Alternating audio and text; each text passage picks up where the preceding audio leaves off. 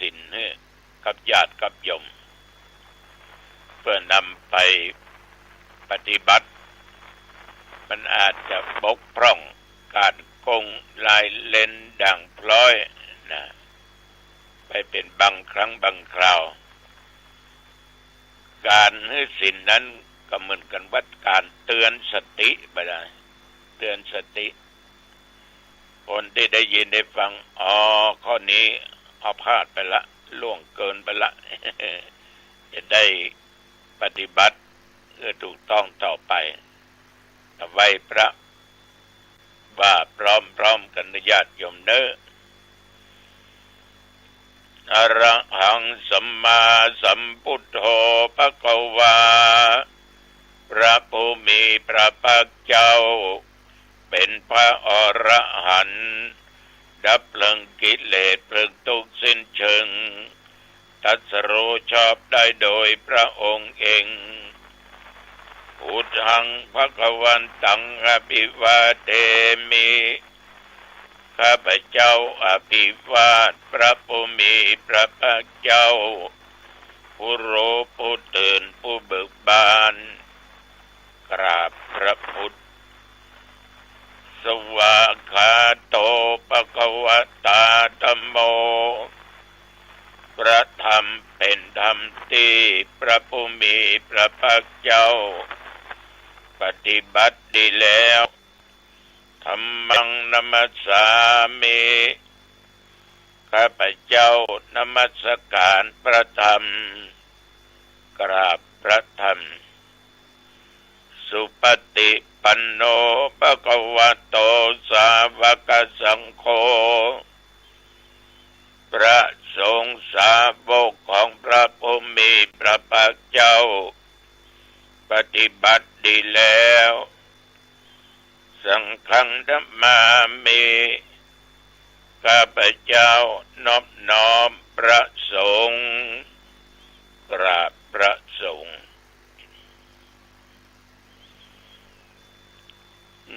นะโมตัสสะภะคะวะโตอะระหะโตสัมมาสัมพุทธัสสะนะโมตัสสะภะคะวะโตอะระหะโตสัมมาสัมพุทธัสสะนะโมตัสสะภะคะวะโตอะระหะโตสัมมาสัมพุทธัสสะพุทธังสรณังคัจฉามิธัมมังสรณังคัจฉามิสังฆังสรณังคัจฉามิตุติยัมปิพุทธังสรณังคัจฉามิตุติยัมปิธัมมังสรณังคัจฉามิตุติยัมปิสังฆังสรณังคัจฉามิตติยัมปิพุทธังสรณังคัจฉามิตติยัมปิธัมมังสรณังคัจฉามิตติยัมปิสังฆังสรณังคัจฉามิปานาติปาตาเวระมณีสิกขาปัตตังสมาธิยามิศีลสิกขาบทนี้ละเว้นจากการฆ่าบอกว่าฆ่าสัตว์ฆ่ามนุษย์อทินนาตานาเวระมณีสิกขาปัตตังสมาธิยามิศีลสิกขาบทนี้ละเว้นจากการลักขโมยการโลภการโกงเอาของเปิ้นมาเป็นของตัวกาเมสุมิจฉาจาราเวระมณีสิกขาปัตตังสมาธิยามิศีลสิกขาบทนี้ละเว้นจากการประพฤติผิดในกามในผัวในเมียของคนอื่นจึงไม่ใช่เป็นของตัวมุสาวาตาเวระมณี สิกขาปัตตังสมาธิยามิศีลสิกขาบทนี้ละเว้นจากการพูดเท็จกำหยาดกำส่อเสียดกำเพ้อเจ้อ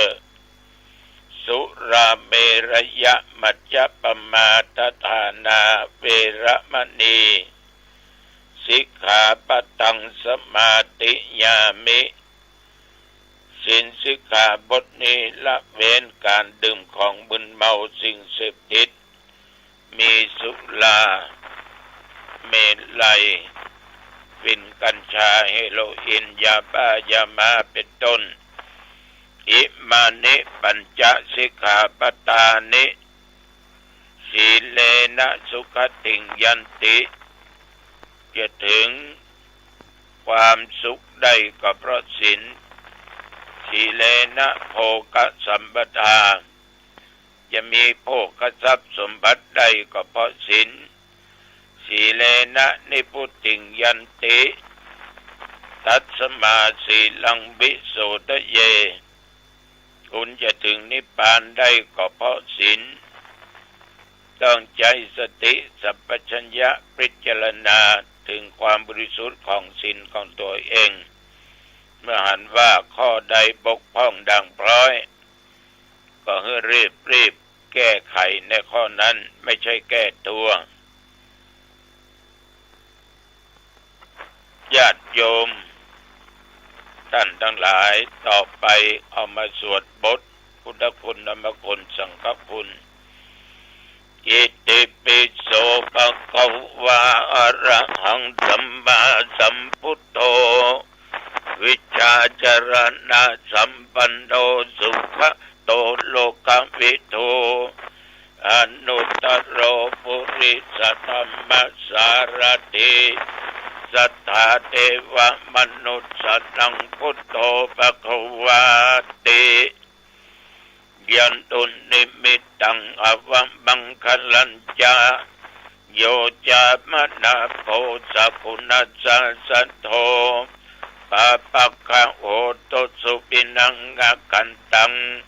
พุทธานุภาเวนะวินาศเมนโต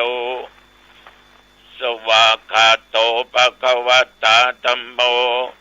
สันติติโกอากาลิโกเอหิปัสสิโกโอปนายิโกปัจจตังเวทิตโพวินโยหิติยันตุนิมิตตังอวมังคลัญจาโยจามนาโปสกุณัสสะโตปะปักขะโหตุสุปินังกันตังธรรมานุภาเวนะวินาศเมนตุสุปฏิปันโนภควโตสาวกสังโฆอุชุปฏิปันโนภควโตสาวกสังโฆยายะปฏิปันโนภควโตสาวกสังโฆสามีจิปฏิปันโนภควโตสาวกสังโฆยติตังจัตตาริปุริสยุคานิอัฏฐปุริสปุคลาเกสะภควโตสาวกสังโฆอาหุนายโยปะหุนายโยทักขินายโยอัญชลีกรณีโยอนุตตรังปุญญเกตังโลกัสสาติยันตุนิมิตตังอวมังคลัญจาโยจามนาโปสกุณัสสะโธปะปักขะโหตุสุปินังกันตังสังฆานุภาเวนะวินาศเมนตุยะโตหังปักขินิอลิยญาชาติยาชาโตนาปิชานามิสันจิจปันดังชีวิตาวโรเปตาเทนะสัจเจนะโสติเตโอตุโสติกัปปัสสะโหสังโฆสติสังฆโตธัมมันังวิจโยตถา วิริยัมปิติปัสสติโพชังคาจะตถาปะเรสัมมาตุเปกะโพชังคาสเตเตสัพพทักษินามุนีนาสัมมาตัคาตาปะเวตาปะอุลิกตาสังวัตตันติอภิญญายานิพพานายายะโพธิยาเอเตนะสัจจวัชเชนะโสติเตโอตุสัพพทาเอกัสสมิงสัมมาเยนะโธโมคัลลานัญจกัสสปังคิลาเนตุกิเตติสวาปุชังเคสัตตะเทสัญเยเตจันตังอภินันติตวาโรคัมมุจจิงสุตังคะเนเอเตนะสัจจวัชเชนะโสติเตโอตุสัพพทา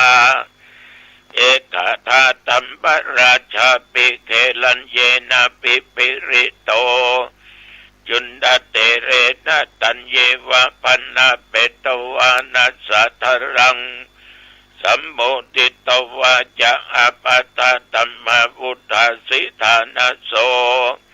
เอเตนะสัจจวัชเชนะโสติเตโอตุสัพพทาปะอินาเตจะอาปาตาตินันนัมปิมะเกสินังมัคคะอัตตกิเลสวะปัตตานุปติธรรมตังเอเตนะสัจจวัชเชนะโสติเตโอตุสัพพทาภวตุสัพพมังคัลลังรักขันตุสัพพเทวตาสัพพพุทธานุภาเวนะสัตตาโสติภวันตุเตภวตุสัพพมังคัลลังรักขันตุสัพพเทวตาสัพพธรรมานุภาเวนะสัทธาโสติภวันตุเตภวตุสัพพมังคลังรักขันตุสัพพเทวตาสัพพสังฆานุภาเวนะสัทธาโสติภวันตุเต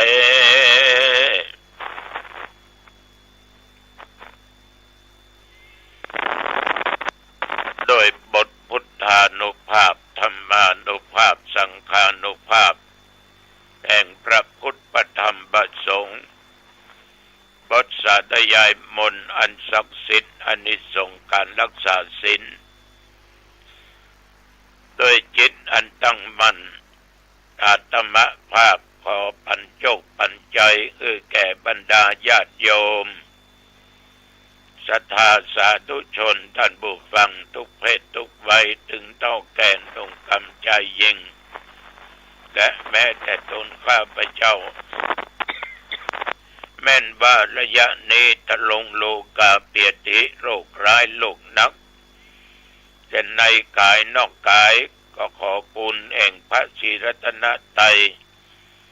พดพดชังคะตลอดจนอานิสงส์ศีลเหล่านี้จงกำจัดโลกาเปียติทั้งหลายที่เกิดขึ้นนอกกายในกายอย่างหนักอย่างเบาอันตรธานหายไปณบัดนี้ขอข้าพเจ้าทั้งหลายจงมีสุขภาพพละไมกายใจอันแข็งแรงเข้มแข็งมีความสุขทั้งกายมีความสุขทั้งใจแม่นว่าเดินทางไปเหนือใต้ตกออกไกลไกลทุกสารทิศไปก็ขอมีใจมีโชคครับก็ขอมีโชคมีชัยชนะกลับมาข้าพเจ้าทั้งหลายประกอบไปด้วยสติและปัญญาบัตั้งในความประมาทจำเริญในกิจการงานทุกชนิดจำเริญด้วยหน้าที่ยิ่งขึ้นไปอายุวันโนสุขังพลังกรมอุตุบอกประกาศตักเตือนอยู่ตลอดว่าระวังบางแห่งบางที่ระยะนี้ก็มีฝนตกลงมาแต่นับตั้งแต่ตะวันวามาจนถึงปัจจุบัน 24 ชั่วโมงผ่านมาชื่นใจดีใจรอดไปอีกวันแล้วจะรอดต่อไป ตำบลหนองตองวัดหนองตองบ่มีรายงานฝนตกแม้แต่เม็ดเดียวตั้งแต่ว่าเมื่อเจ้ามาจนถึงปัจจุบันบัดเดี๋ยวนี้แต่ว่าฉันเจ้าแล้วก็อยู่วัดอยู่ว่าเอาหนังสือมาอ่านมามาเขียนแล้วก็ฉันเพลเรียบร้อยก็เดินทางออกวัดไปสู่วัดขุนคงหลวงตำบลขุนคงอำเภอหางดงจังหวัดเชียงใหม่เพื่อไปร่วมกับคณะสงฆ์อำเภอคณะหน่วยงานราชการแต่ว่ามีทั้งท่านนายอำเภอปลัดตลอดจนสมาชิกสภาจังหวัดนายกองค์การมหาส่วนตำบลนายกเทศมนตรีกำนันผู้ใหญ่บ้านพ่อค้าแม่ขายเจ้านายฝ่ายเหนือและพ่อแม่พี่น้องถึงทหารตำรวจบาศกบาสิกาทุกศาสทิศพากันไปที่วัดขุนคงหลวงได้ถวายวัตถุปัจจัยทายธรรมแก่พระสงฆ์จำนวน100 ตนถวายเรียบร้อยเข้าสู่พิธีทางของหลวงได้นิมนต์พระสงฆ์องค์เจ้าได้สวดพุทธมนต์มาติกาบังสกุลสดับปกรณ์นิมนต์พระสงฆ์4 รูปสวดพระพิธรรมอาตมะแสดงพระธรรมเทศนาพระสงฆ์ทั้งหลายสวดจบก็สดับประกรณ์ตอนนั้นก็ได้พรพระสงฆ์ถึง90 ปลายเป็น100 รูปแต่ว่านี้ดังกระหึ่มการจัดงานตะวันวาที่ผ่านมาจัดได้ดีเป็นวิธีอันเรียบร้อยเพราะความสมัครสมานสามัคคีถึงภายในภายนอกช่วยกันจัดช่วยกันทำภาพออกมาก็ถึงงามตางามใจทุกคนนั้นสังเกตได้มีความจงรักภักดีมีความฮักสถาบันฮักพระเจ้าแผ่นดินฮักพระราชินีเป็นอย่างมากประการสำคัญวัดขุนคงนี้พระบาทสมเด็จพระเจ้าอยู่หัวสมเด็จพระนางเจ้าสิริกิติ์พระบรมราชินีนาถพระราชชนนีพันปีหลวงสมเด็จพระเทพสมเด็จเจ้าฟ้าจุฬาภรณ์ได้เสด็จไปที่วัดขุนคงติดกันเป็นเวลา 3-4 ปีไปสร้างศาลารวมใจไปคำสั่งคำสอนแก่ลูกเสือชาวบ้านแล้วไปถ่ายปัญหาเกี่ยวกับภาพที่ถ่ายไว้สมเด็จพระนางเจ้าสิริกิติ์พระบรมราชินีนาถลูกเสือชาวบ้านญาติโยมทายว่านี่ภาพอะไรใครจำได้ไหมใครตอบได้จะได้ไปเที่ยวกรุงเทพผลปรากฏว่าชาวบ้านตอบได้ก็ได้ไปเอี่ยวกรุงเทพมหานครโดยสมเด็จพระนางเจ้าสิริกิติ์พระบรมราชินีนาถรับในการที่นำพระสงฆ์นิกรของพระองค์ไปชมไปเที่ยวที่กรุงเทพงานตะวันนี้เสร็จเวลาประมาณ4 โมงกว่าถ่ายรูปกันอีกร่วมกับหน่วยงานราชการร่วมกับพระสงฆ์องค์เจ้า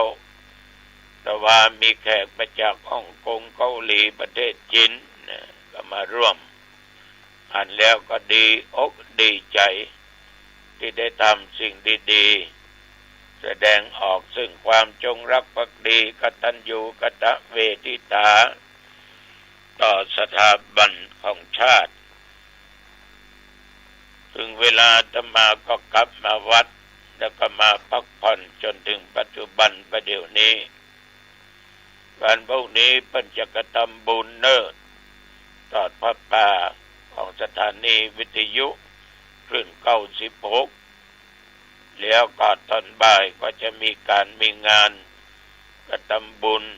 100 วันต้านมหาอดีตเจ้าคณะตำบลหนองแก้วอดีตเจ้าอาวาสวัดละโวตุลุงก็จะไปแต่อดไอบ่ได้เลยไอไปขออภัยด้วยนะญาติโยมท่านทั้งหลายในร่างกายของคนเฮาเนี้ยสิ่งที่สำคัญก็คือตาหูจมูกลิ้นกายใจเป็นว่าควรสำรวมควรระมัดระวังเพราะ6อย่างนี้เป็นอินทรีย์เป็นใหญ่ระวังดีๆตาหูจมูกลิ้นกายใจถ้าเฮาบ่สำรวมเนี่ยเดือดร้อนแน่เดือดร้อนเป็นทุกข์กับมันเดือดร้อนกับมันบางครั้งก็ถึงความหายนะกับมันถึงกับเสียชีวิตได้ก็เพราะสิ่งเหล่านี้ตกลมตกจมก็เพราะสิ่งเหล่านี้เพราะตาหูจมูกลิ้น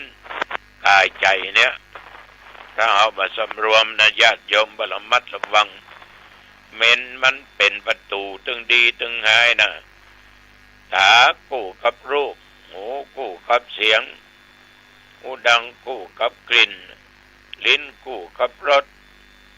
โผฏฐัพพะนั้นญาติโยมทั้งหลายเกิดกู้กับสัมผัสอันนั้นอันนี้แล้วก็ใจกู้กับอารมณ์ที่มันเกิดขึ้นถ้ามันดี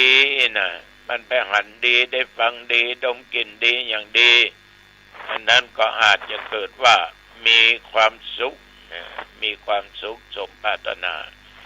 แต่ความสุขความสมปรารถนาอันเกิดจากอินทรีย์5-6ตัวเนี่ยมันเป็นสิ่งชั่วคราวสุขแป๊บทุกข์เกิดขึ้นมานักความเศร้าโศกเสียดายความพัดภาคเกิดขึ้นมาฉะนั้นญาติโยมต้องระมัดระวังจะไปยินดียินร้ายในเวลาที่ตาไปหันหูได้ยินเสียงลิ้มได้ลิ้มรสเหล่านี้เป็นต้นจะไปยินดียินร้ายกับมันเพราะมันเป็นอันตรายต่อชีวิตต่อจิตใจของมนุษย์คนเราอีกประการหนึ่งเวลาจะกินอะไรก็ตามต้องรู้จักประมาณในการที่จะกินอาหารการกินต่างๆนานาเมื่อมันพอสมควรอย่าไปมันนักล้ำไปกินแล้วจนลุกมาได้ข้างอื่นกัดต้องยัดหน้าอกบางคนกินแล้วเพิ่นบอกว่าสมาเตอกินไว้กินเหงากินหมูจับประมาณเรื่องกินนี่ก็เรื่องสำคัญนะพอผู้พามเท่าว่าเพิ่นยังกินหมดเอาเข้าต้องแตกตุ่มตายไปนะฉะนั้นว่าเป็นพระสงฆ์องค์เด่นว่าเป็นคฤหัสถ์ชาวบ้านต้องรู้จักประมาณในการกินข้าวปลาอาหารกินพอดีสมัยก่อนเป็นว่ามันพอจะอิ่มละใส่น้ำก็ไปหันโบยอิ่มพอดีนะมันพอดีมันจะกัดนะที่เขาว่ากินไม่กินเงาเนี่ยมีอย่างก็กินอย่าปะตกปะเสียงชิมหายไว้วอดก็ก็จะว่ากันอย่างนั้นประการหนึ่งในชีวิตต้องพยายามประกอบซึ่งความเพียรความมุมานะบากบั่นเปลี่ยนในที่นี้ไม่ใช่เปลี่ยนยักการยักงานอย่างนะชำระจิตใจที่มันเศร้าโศกเสียใจที่มันมีความโลภมันมีความโกรธมันมีความหลงชำระมันหมดจดไปนะยอมทั้งหลายพยายามชำระโลภโกรธหลงออกจากจิตใจมันเบามันบางจะไปขี้ค้านจะไปหันแก่นอนจะไปหันแก่ว่าบึ้นก่อนว่าได้มันจะนักเข้าเหมือนขี้ดินปอกหางหมูเนาะขี้เปิบปอกหางหมู น้อยๆยกได้อยู่ดิดพึดพัดนะกันเดี๋ยวนักเข้ายกบ่ขึ้นแล้วเมื่อยกบ่ขึ้นใหญ่ๆตัวเองก็ล้มลงไปตัวระมัดระวังเน้อกิเลสตัณหาต่างๆนี่ต้องพยายามสลัดออกไปให้ได้อันนี้ก็ฝากกับญาติกับโยมเน้อนำไปคิดพิจารณากันเอาละเนาะพี่น้องญาติโยมต้นแงะตูป่าเมืองลำพูนวันที่18นเอาปะกันที่งานเข้ากรรมวัดตุแก8 โมงเน้อตุลุงจะไปนะอายุวันโนสุขังพลังพบกันใหม่โอกาสหน้าเจริญพรสวัสดีครับท่าน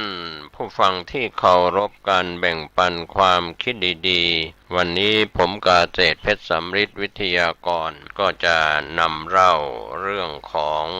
เกี่ยวข้องกับมนุษยภูมิซึ่งมีกล่าวถึงไว้หลายคนหลายท่านก็อาจจะมีข้อข้องใจว่ามนุษย์เรามีอยู่ในชมพูทวีปนี้เท่านั้นหรือไม่อย่างไรก็ยังมีมนุษย์อยู่ในต่างแดนนะครับที่เราควรจะได้ศึกษาผมเกษตรเพชรสำริดก็นำข้อมูลมาแบ่งปันเป็นข้อศึกษาเพิ่มพูนปัญญาบารมีของท่านนะครับที่มีอยู่แล้วเพิ่มเติมยิ่งขึ้นหลายท่านอาจจะเคยศึกษาเคยเข้าใจบ้างแล้วนะครับก็มนุษย์ที่มีอยู่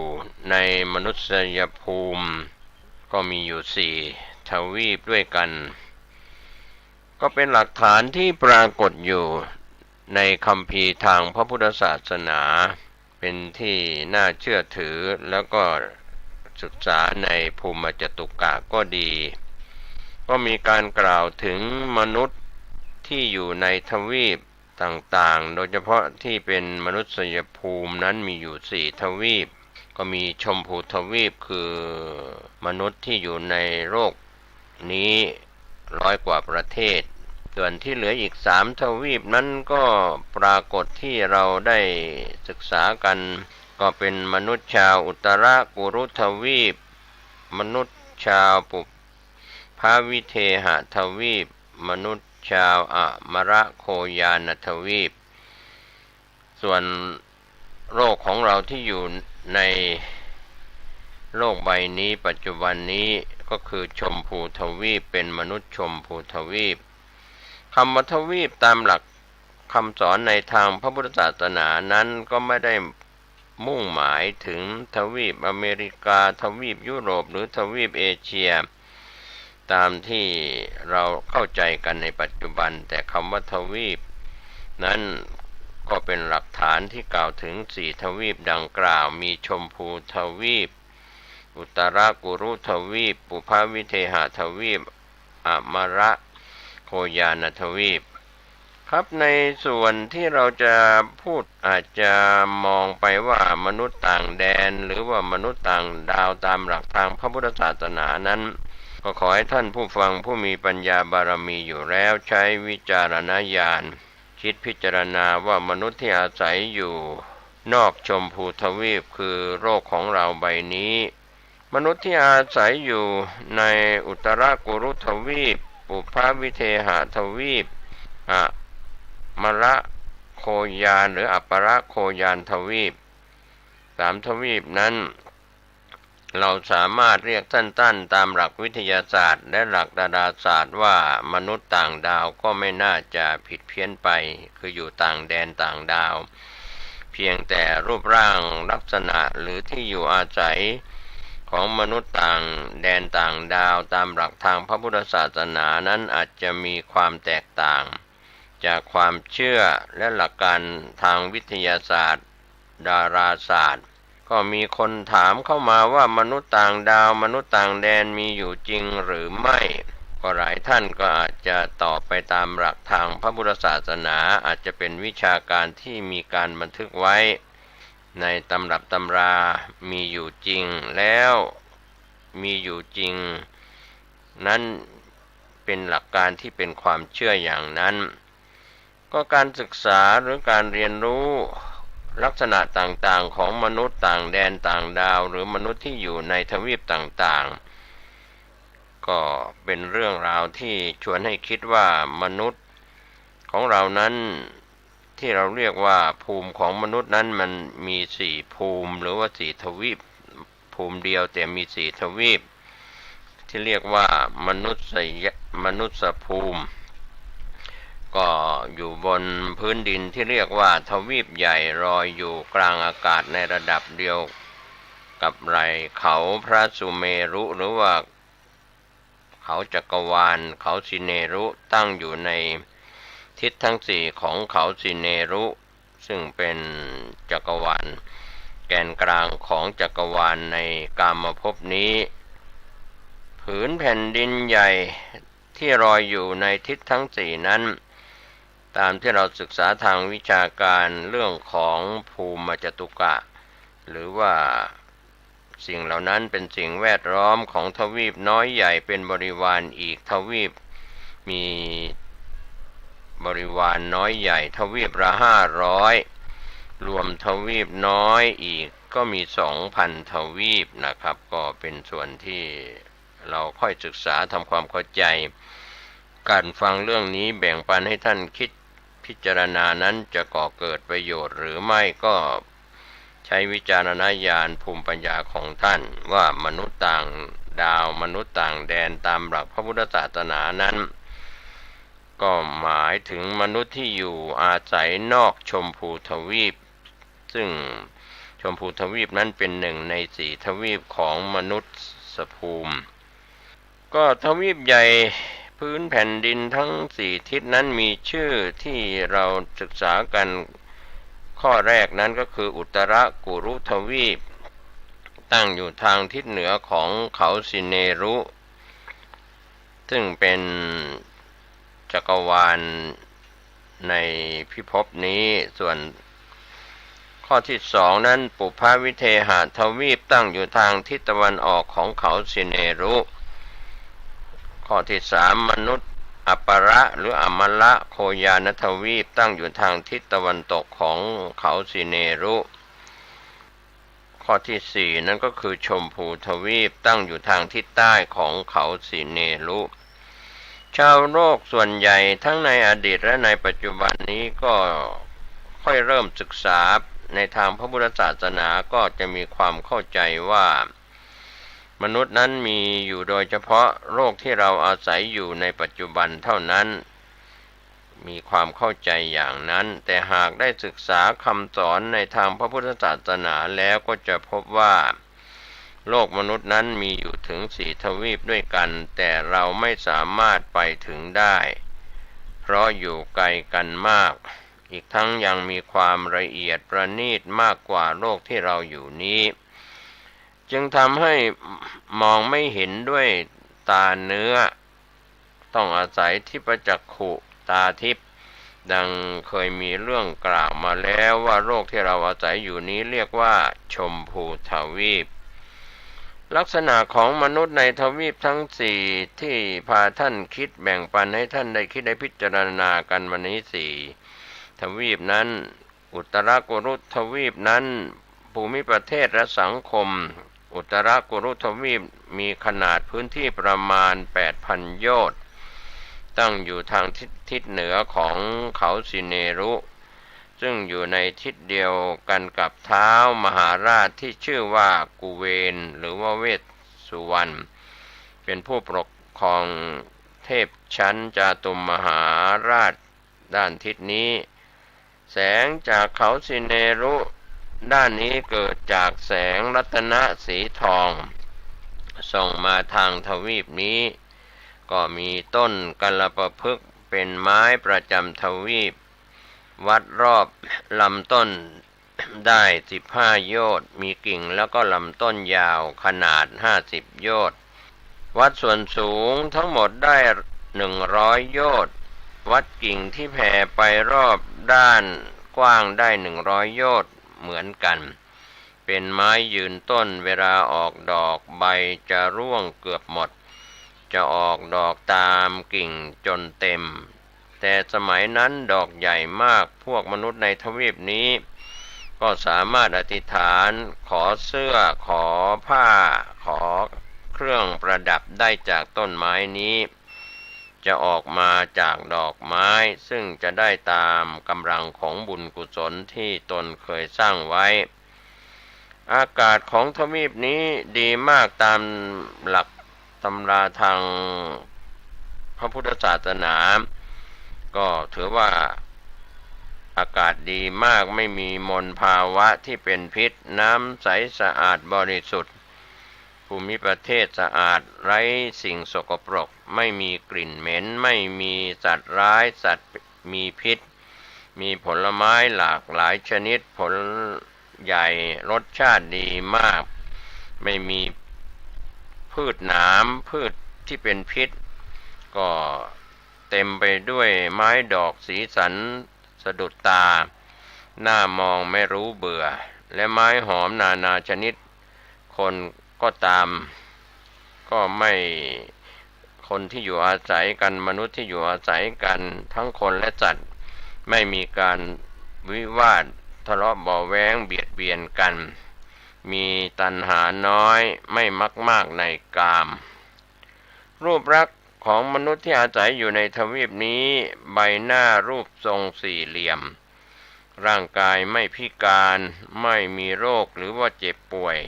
รูปร่างใหญ่โตกว่าชาวชมพูทวีป3 เท่าประมาณ13 ศอกมีผิวแดงหรือขาวเท่านั้นมีเส้นผมละเอียดอ่อนเส้นเล็กกว่าผมชาวชมพูทวีป8 เท่าสตรีหญิงมีรูปร่างสมส่วนเป็นสาวตลอดกาลผู้ชายก็เป็นหนุ่มตลอดกาลคุณลักษณะมนุษย์ในทวีปอุตรกุรุทวีปนี้มีอายุ 1,000 ปีเท่ากันหมดหญิงตั้งครรภ์แล้วก็คลอดไม่ลำบากทั้งแม่และลูกเด็กเวลาหิวก็จะมีการเอามือมีน้ำนมหลั่งออกจากนิ้วมือเกิดได้7 วันก็โตเป็นหนุ่มเป็นสาวเมื่อญาติพลัดพรากจากไปก็ไม่เศร้าโศกเสียใจไม่ต้องรับทุกขเวทนาด้วยโรคภัยไข้เจ็บความชราและความเสื่อมตามกำลังลักษณะของมนุษย์ต่างแดนต่างดาวในส่วนของมนุษย์อุตรกุรุทวีปนั้นมีศีล 5เป็นปกตินิสัยไม่ยึดถือสิ่งของอันใดมีผ้าข้าวน้ำเหล่านี้เป็นต้นว่าเป็นของตนไม่มีความหวงแหนว่านี่ภรรยาของเรานี่สามีของเราความกำหนัดด้วยความพอใจย่อมไม่เกิดขึ้นเพราะเห็นมารดาหรือเห็นมารดาหรือเห็นน้องสาวการดำเนินชีวิตมนุษย์เหล่านั้นไม่ต้องหว่านพืชไม่ต้องนำไถออกไถ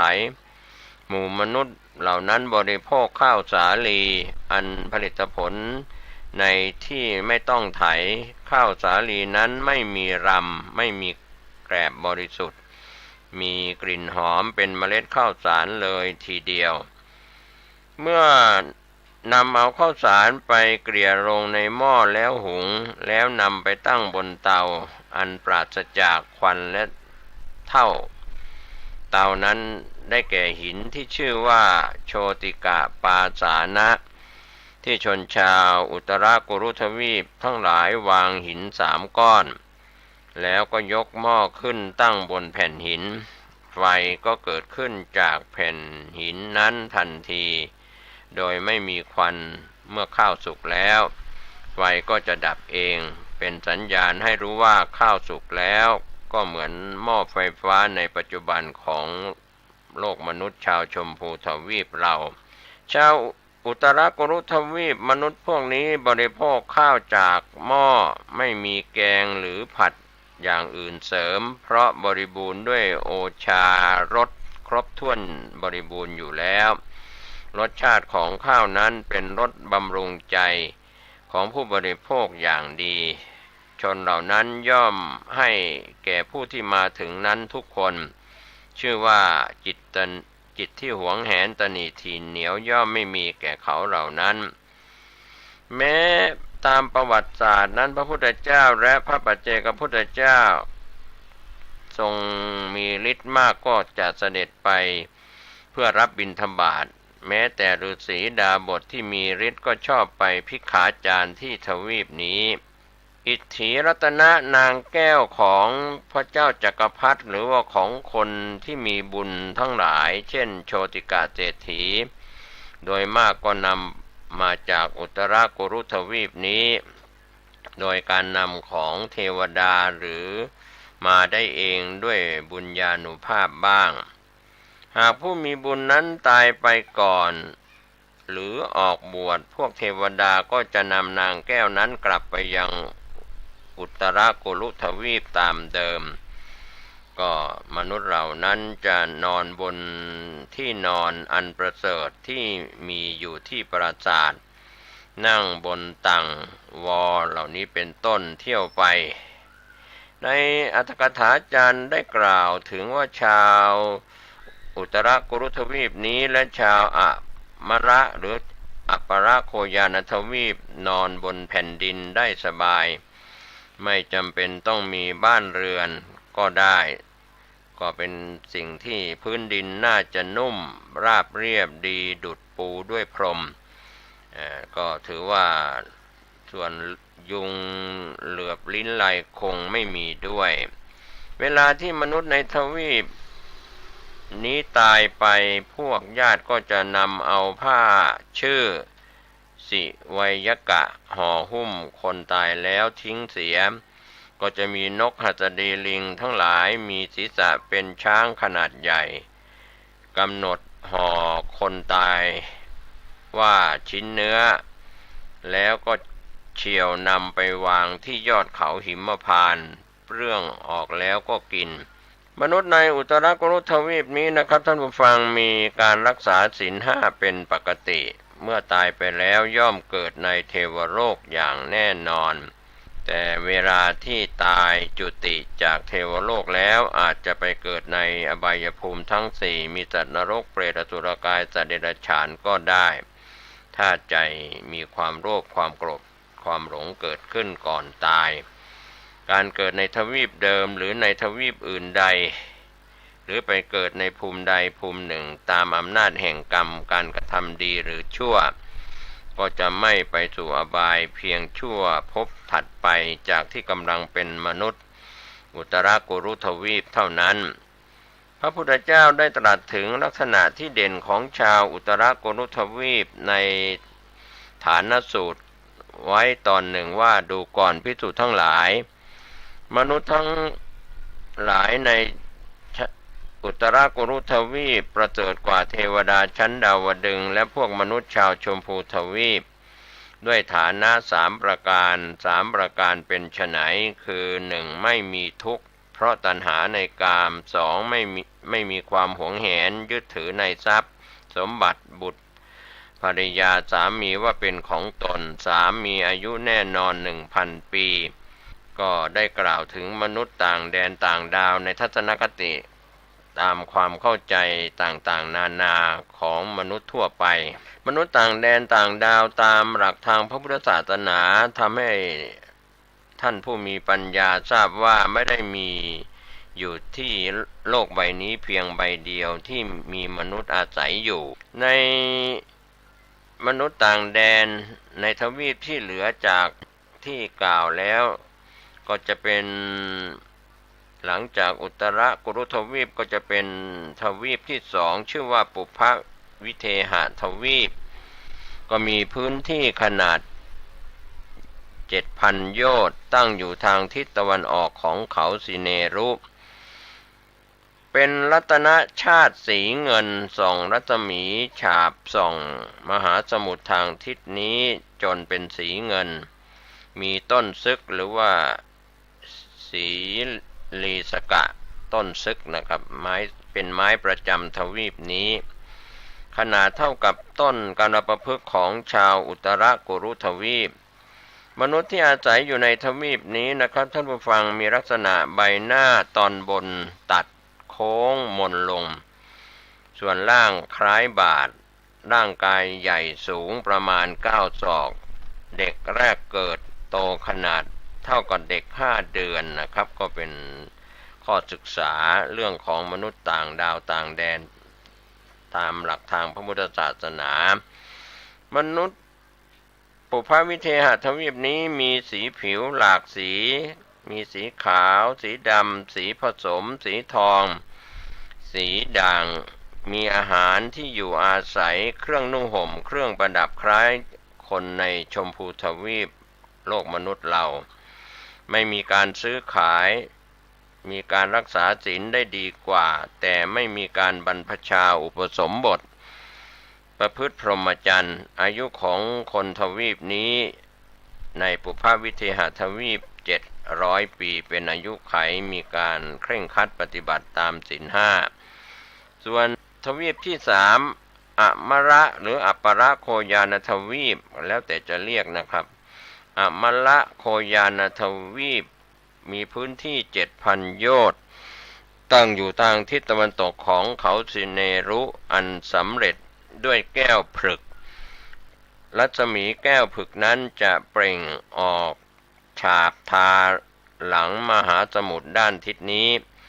ทวีปนี้มีต้นกะทำพะไม้กระทุ่มเป็นไม้ประจำทวีปขนาดเท่ากับต้นไม้ทวีปอื่นมนุษย์ที่อาศัยอยู่ในทวีปนี้นะครับท่านผู้ฟังมีลักษณะใบหน้ากลมคล้ายวงพระจันทร์มีร่างกายสูงประมาณ6 ศอกเด็กแรกคลอดแรกเกิดขนาดเท่าเด็กอายุ4 เดือนสีผิวมีหลากสีเช่นเดียวกับชาวปุพพวิเทหทวีปมีอาหารมีที่อยู่อาศัยเครื่องนุ่งห่มเครื่องประดับคล้ายคนชมพูทวีปมนุษย์เราของโลกใบนี้ของชาวเราชมพูทวีปแต่ไม่มีการประพฤติพรหมจรรย์การบรรพชาอุปสมบทไม่มีนะครับอายุของมนุษย์ในอัปมระโคยานหรืออัปปะโคยานทวีปนี้มีอายุยืน500 ปีเป็นอายุไขมีการรักษาศีล 5อย่างมั่นคงนะครับก็เป็นส่วนที่เราได้เข้าใจกันในส่วนของมนุษย์ต่างแดนต่างดาวไม่ว่าจะเป็นอุตรากุรุทวีปปุพพวิเทหทวีปแล้วก็อัปปะโคยานทวีปส่วนทวีปสุดท้ายคือชมพูทวีปที่4นั้นก็คือมีพื้นที่ขนาด 10,000 โยชน์ตั้งอยู่ทางทิศใต้ของเขาสินเนรุสำเร็จด้วยแก้วมณีรัศมีแก้วมณีก็จะเปล่งออกมาฉาบทาหลังมหาสมุทรด้านทิศนี้ก็มีต้นชมพูหรือว่าต้นชมพู่ไม้ว่าชื่อนะคะนะครับเป็นไม้ประจำชมพูทวีปมีขนาดเท่ากับต้นไม้ประจำทวีปอื่นที่พูดถึงแล้วในตอนต้นใต้กิ่งว่าทั้ง4ก็เป็นแม่น้ำใหญ่ไหลผ่านไปในทิศทั้งหลายผลว่ามีกลิ่นหอมรสหวานปานน้ำผึ้งหมู่นกทั้งหลายชวนกันมากินผลว่าสุกบางทีผลสุกก็หล่นลงตามฝั่งแม่น้ำแล้วก็งอกออกเป็นเนื้อทองและถูกน้ำพัดออกไปจมอยู่ในมหาสมุทรเรียกทองนั้นว่าทองชมพูนุชเพราะอาศัยเกิดในชมพูนาทีแม่น้ำชมพูนะครับก็มนุษย์ที่อาศัยอยู่ในทวีปนี้ก็มีลักษณะใบหน้าเป็นรูปไข่นะครับชาวชมพูทวีปก็คือหน้าพวกเราหญิงชาย100 กว่าประเทศของโลกใบนี้อายุไขไม่แน่นอนโดยความยิ่งหย่อนในคุณธรรมสมัยใดเพียบพร้อมยิ่งด้วยคุณธรรมสมัยนั้นก็จะมีอายุ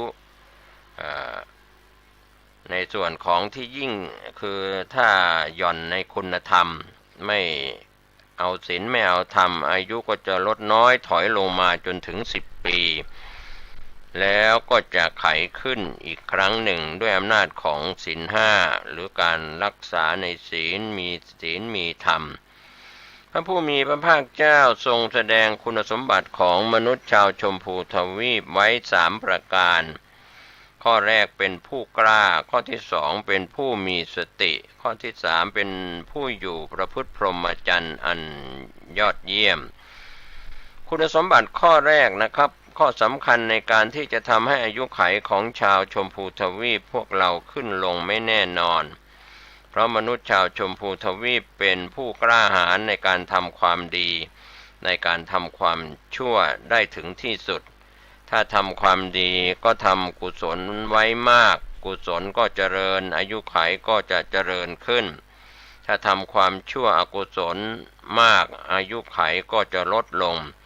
การทำความดีนั้นสามารถทำได้สูงสุดจนสิ้นกิเลสเป็นพระอรหันต์ไปสู่ที่สุดโลกเบื้องบนที่เราเรียกว่าสุดยอดคือพระนิพพานเสวยบรมสุขสิ้นกาลนานส่วนการทำความชั่วมากจนเรียกว่าไปสู่อบายที่เรียกว่าโลกันตนรกเสวยทุกข์ยาวนานไม่มีกำหนดก็เป็นส่วนของชาวชมพูทวีปคุณสมบัติข้อที่2นั้นเป็นผู้มีสติมั่นคงคนชมพูทวีปมนุษย์ชมพูทวีปนั้นมีทั้งดีและชั่วทั้งสุขและก็ทุกข์ปนกันไปทำให้เห็นการเปลี่ยนแปลงเป็นเหตุให้ตั้งอยู่ในความไม่ประมาทเหมือนชาวทวีปอื่นนั้นมีความเป็นอยู่คล้ายเทวดามีสุขมากมีกามคุณอันเลิศโดยส่วนเดียวทำให้ขาดสติได้บ่อยๆส่วนมากสัตว์นรกก็มีแต่ทุกข์โดยส่วนเดียวอันนี้เป็นคุณสมบัติของมนุษย์ชมพูทวีปมีสติมั่นคงส่วนคุณสมบัติของชาวชมพูทวีปข้อที่3เป็นผู้อยู่ประพฤติพรหมจรรย์ออกบวชเป็นพระภิกษุภิกษุณีสามเณรสามเณรีสิกขมานาหรือว่าเป็นนักบวชถือพจน์พรหมจรรย์ได้เรียกว่าสร้างเนกขัมมะบารมีได้ในชมพูทวีปการประพฤติพรหมจรรย์ก็มีองค์8ที่เราเข้าใจกันในทางพระพุทธศาสนาที่ไม่เกี่ยวข้องกับเรื่องของการเสพกามพระพุทธเจ้าพระปัจเจกพุทธเจ้าอุบัติขึ้นในชมพูทวีปทำให้ประพฤติพรหมจรรย์ได้ถึงที่สุดโลกมนุษย์ที่เราอาศัยอยู่ในปัจจุบันเป็นส่วนหนึ่งของชมพูทวีปในสมัยอดีตพุทธกาลท่านกำหนดเอาเพียงเขตอินเดียโบราณแต่มนุษย์ชมพูทวีปที่เหลือที่กล่าวไว้ในคัมภีร์ว่ามีทวีปเล็กอีก500ทวีปก็ในส่วนนี้ก็ถือว่ามีชมพูทวีปนี้มีต้นไม้ประจำทวีปก็คือต้นว่าที่ชื่อว่านะคะอยู่ที่ใดปัจจุบันยังมีอยู่หรือไม่ก็เป็นเรื่องที่พี่น้องชาวพุทธก็ควรจะได้ศึกษาในส่วนของการเจริญสมาธิภาวนามนุษย์เราปัจจุบันนั้นเจริญด้วยวัตถุก็อาจจะหยาบไม่เจริญทางด้านจิตใจก็จะพิสูจน์อะไรก็มักจะพิสูจน์กันด้วยเรื่องของวิทยาศาสตร์วัตถุหยาบที่มองเห็นด้วยตาแต่ถ้ามองเห็นไม่ได้ก็ปฏิเสธว่าไม่มีใช้ตากับสมองหยาบกว่าหาความรู้เท่านั้นอาจจะลืมไปว่าช่องทางสำหรับการรับรู้อีก5ทางที่ยังมีอยู่โดยเฉพาะทางด้านจิตใจก็มีอยู่ในตัวตนของท่านตัวท่านเองใช้ได้ตลอดเวลาเพียงแต่ว่า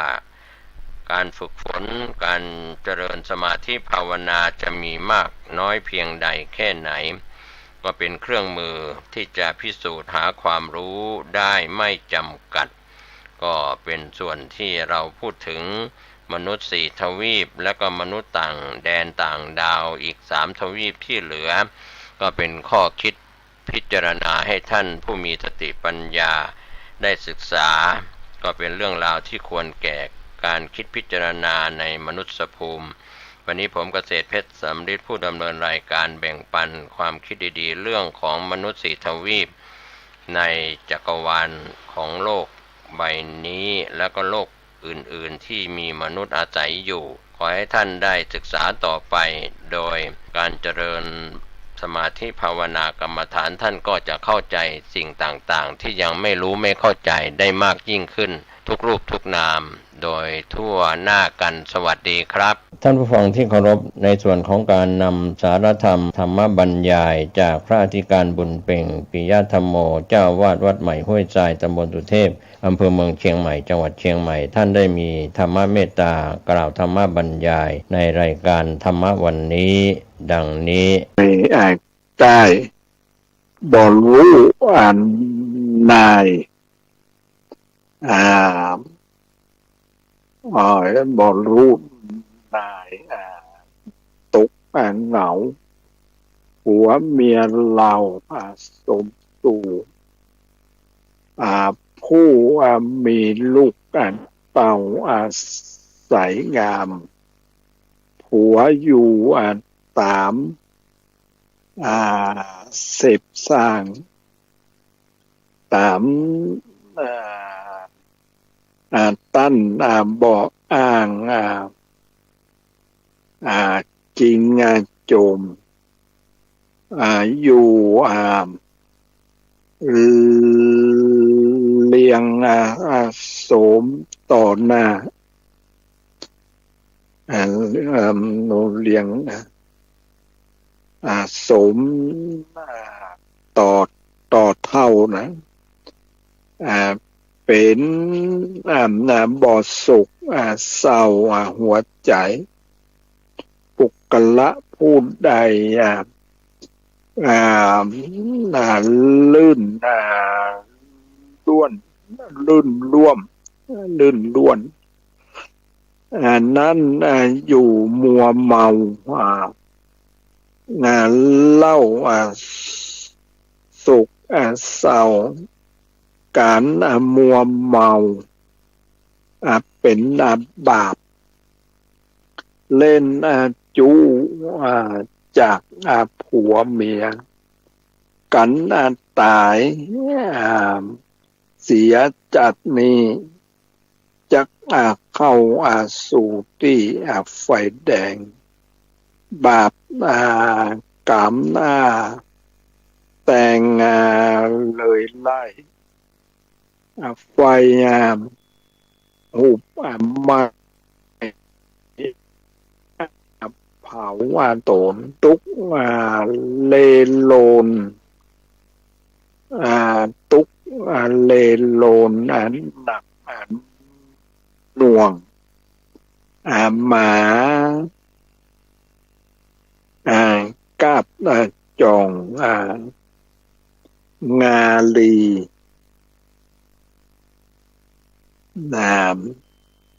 หนอนขวกจีตุดหนอนขวกจีดูดเลือดตุกล้อนเดือดนานป้อนเดือดนานวายกันเขาตายยกอ่อนเขาตายกาออกมาถึงนอกเมืองโคนมีตัวตนบ่หมดล้วนล่างบ่ทวนเป็นตุ่มตุ่มหมองเนื้อตนมีหนองลุยลายตุกลุยลายหากปุ๋นนายขี่หมองเดือดเลยนี่มันรู้สึกว่าคนที่ได้รับทุกข์ในการที่ไปทำแล้วก็ทำให้เดือดร้อนอย่างต่าง มันมาได้รับความสุขต่างๆเลยนะวันนี้ก็รู้สึกว่ามันตอนนี้ไฟฟ้าก็ดับแล้วฝนก็ลงฝนรู้สึกว่ากำลังตกเพิ่มหนักอยู่นะวันนี้เอาละแล้วก็ไอ้นี่แหละนะศีลข้อที่กาเมสุมิจฉาจารนะมันกันประพฤติประลูกเมียคนอื่นเนี่ยมันก็เป็นนั่นอยู่มันเป็นการที่ว่ามันคนเรานี่มันไอ้นี่นะมันบัดได้อย่างบัดได้ฝึกฝนเรื่องเกี่ยวกับศึกษาเรื่องตัวตนนะปล่อยให้กิเลสครอบงำคือความอยากครอบงำมันก็ต้องนะถึงซึ่งความทุกข์ยากลำบากแต่ว่าจะต้องฝึกฝนนะอย่าไปให้มัน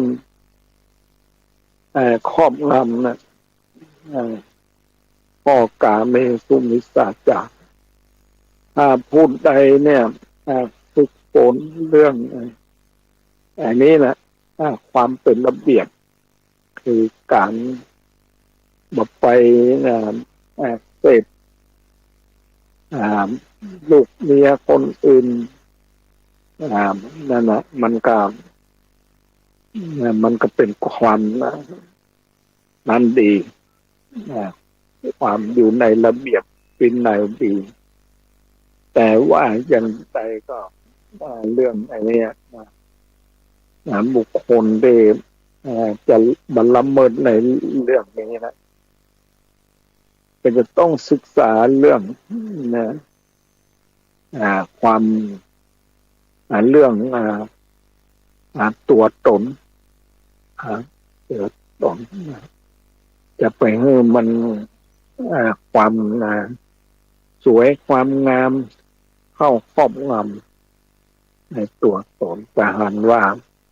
มันสวยมันงามอย่างนั้นอย่างนี้นะมันก็เลยปล่อยไปตามกิเลสแต่ว่าอันนี้ต้องศึกษาให้มันละเอียดเรื่องเกี่ยวกับไปหันสิ่งต่างๆนี้หันว่ามันสวยมันงามนะครับปล่อยไปตามกิเลสนะอันนี้ศีลข้อนี้มันจึงทำให้ละเมิดเพราะว่ามันขึ้นเรียกว่าเป็นแสดงรูปภาพเพิ่งเห็นนะคือการขึ้นไม่ขึ้นไม่งิ้วที่มันมีหนามนะไม่งิ้วที่มันมีหนามนี่แหละมันก็แสนที่จะลำบากไม่งิ้วหนามเป็นหนามนะอันนี้เราจำเป็นจะต้องฝึกฝนเรื่องนี้ต้องหาความทุกข์ความลำบากต่างๆอันนี้ศีลข้อนี้มันเก่งจะรักษาได้ข้อกาเมสุมิจฉาจาราเวรมณีอันนี้นายลาภะเป็นกันได้กล่าวกับนางสุจดานางสุจดามันเป็นกันเข้าใจเรื่องศีลข้อกาเมสุมิจฉาจาราเวรมณีแล้วก็ศีลข้อมุสาข้อมุสาคือ มุสาวาทาเวรมณีการตีเราบังจุบางหลอกลวงใครอยู่ในศีลข้อนี้นะข้อนี้เป็นว่ามีอยู่นะวจีกรรมเนี่ยมันพูดเท็จพูดเท็จก็คือพูดที่บนเป็นจริงนะมีก็บอกว่าบ่มีเห็นก็บอกว่าไม่ได้เห็นอันนี้เรียกว่าเป็นการพูดเท็จแล้วก็พูดส่อเสียดนะส่อเสียดในหมายเขาว่าไปพูดว่าเขาบัดดีอย่างนั้นอย่างนี้แล้วเพื่อจะมาเข้าข้างตัวเองว่าตัวเองดีอย่างนั้นอย่างนี้นี่เรียกว่าลักษณะการพูดส่อเสียดพูดคำหยาบก็คือพูดคำที่บ่เหมาะบ่ควรนะเป็นคำนะหยาบจานะหรือว่าคำที่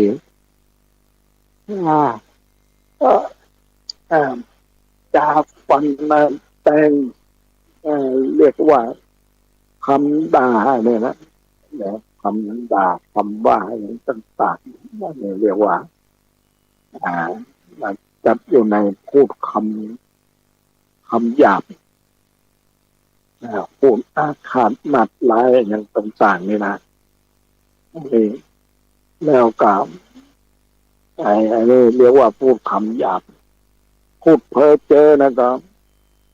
คือพูดที่บ่มีสาระประโยชน์บ่มีแก่นบ่มีสารอันนี้เรียกว่าพูดเพ้อเจ้อรวมแล้วเนี่ยทางด้านวจีกรรมเนี่ยคือก็เป็นคือว่ามันเป็นกรรมคือการพูดจาปราศัยแต่ว่าต้อง